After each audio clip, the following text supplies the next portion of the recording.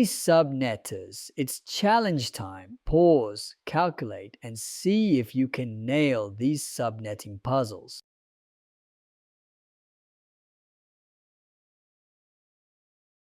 You have been given a subnet 10.50.192.0/22 and are asked to subnet it for 3 departments: HR, 35 users, engineering, 100 users, and guest Wi-Fi, 300 users. Use the smallest subnet that fits each department, but leave some room for growth.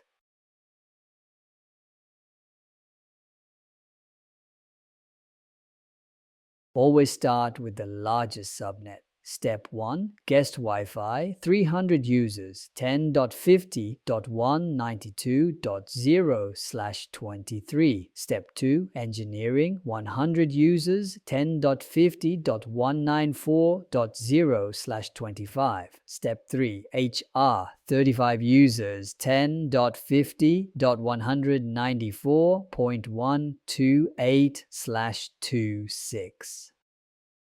Here are 4/24 networks. Can you summarize them into larger blocks?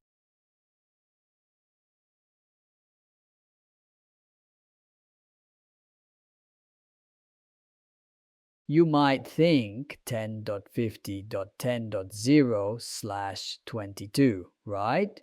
Wrong. A /22 must start at a multiple of 4 in the third octet, like 0, 4, 8, 12.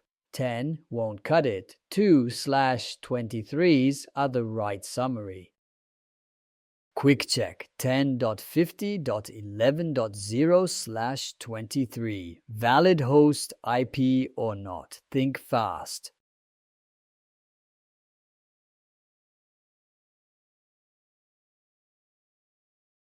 Yep, it's valid. A /23 has 510 host IPs. Start from 10.50.10.1 and end at 10.50.11.254, and that would include 10.50.11.0.